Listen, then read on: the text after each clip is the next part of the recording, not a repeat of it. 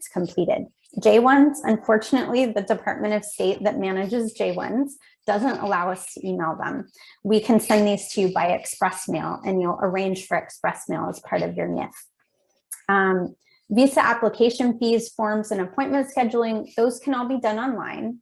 And wait times for visa appointments and processing vary by location. So if you haven't started this process, you need to get started immediately. We're getting close to classes. You can consult your local consulate to see the current wait times. Okay, so first step, you submit your NIF, and your NIF is going to ask questions about you. We'll get a copy of your passport and information, and then we'll issue you one of these documents, and you can see it here, the F1 I-20 and the J1 DS 2019. This is a certificate of eligibility that allows you to apply for an F1 or J1 visa at an embassy or consulate abroad and to enter the US.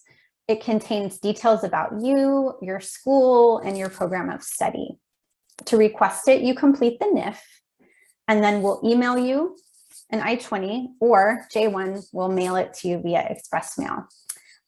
Information that you need on it, there are program dates on it, and you'll notice you have a CVIS ID number. You need that CVIS ID number when you're taking the next step of paying the CVIS fee.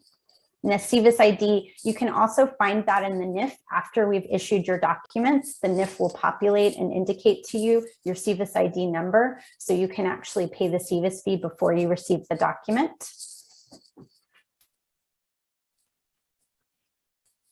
So the CVIS fee, this is a fee from the US government for the creation of the F1 or J1 electronic record. There's a system, a database called CVIS, the Student and Exchange Visitor Information System. Once you are issued an I-20 or DS 2019, you're required by the government to pay this CVIS fee, and that goes to the government for the upkeep of this electronic system. You can pay that fee online at fmjfee.com.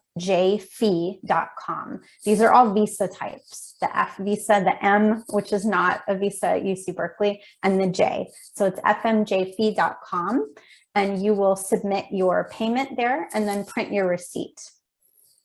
Okay, so I'm going to pause right now and say, for my Canadian friends, if we have any Canadian citizens here, you can take a break for a little while. For you, once you've received your I-20 or DS 2019 and you've paid the CVIS fee, you don't need to apply for a visa. Canadians don't require a visa sticker from the consulate to cross the border, but all other rules apply to you. So if you're Canadian, you can ignore the next steps about applying for a visa, but please tune in for arrival information because that's important for you. But everybody else that isn't Canadian, and by Canadian, I mean you're a Canadian citizen and passport holder, and that citizenship is listed on your I-20 or DS 2019.